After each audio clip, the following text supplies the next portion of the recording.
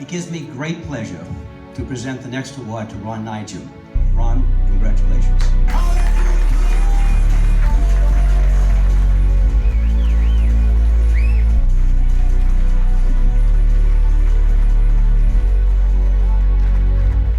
About a year ago or so, I went on eBay looking for specifically Allen Edmonds and Alden shoes.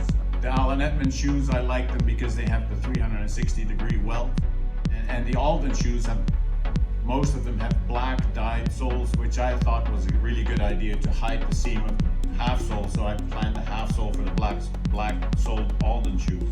So the plan was to have 3 pairs of each, 3 pairs of Aldens and 3 pairs of Allen Edmonds, and eventually I got there. These are Allen Edmonds shoes. They have the original Allen Edmonds sole and heel on them. I may just choose this one for repair. These are actually more in need of repair. There's more wear on the soles. These are in decent shape. Ready to go to the next step.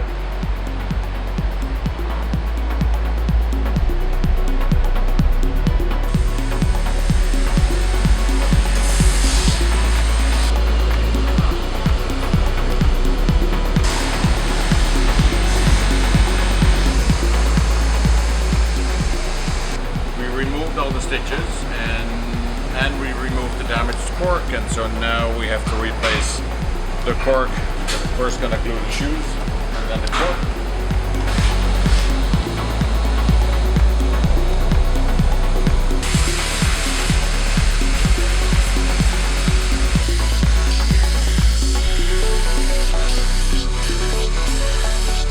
Let this fully dry, and because the leather is porous, soaks up most of this cement. Once this cement is soaked up and dried, it has sealed the leather. We can apply the second coat of cement.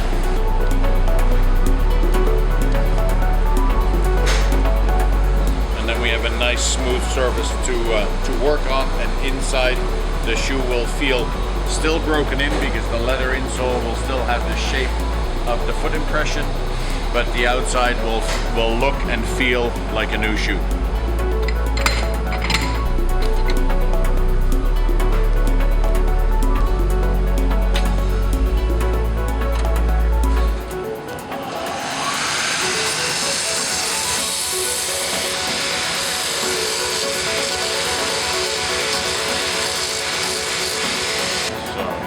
Second coating of glue on the shoes.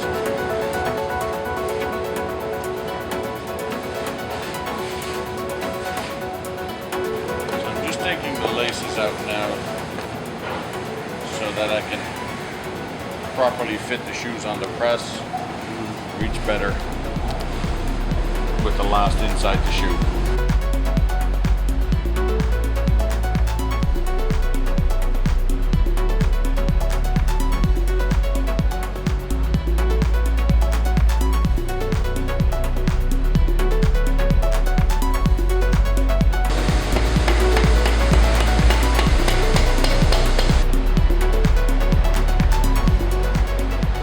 The hydraulic press pressed the center of this sole.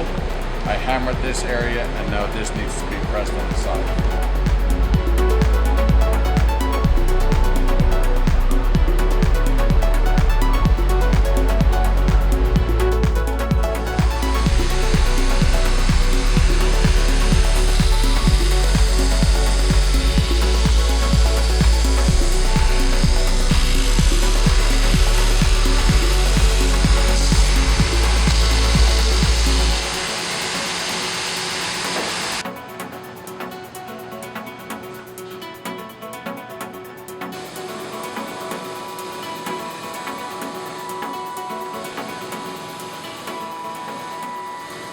Soften up the leather and to make it easier to stitch, we'll spray some shoe stretch on the leather and some Lexol conditioner.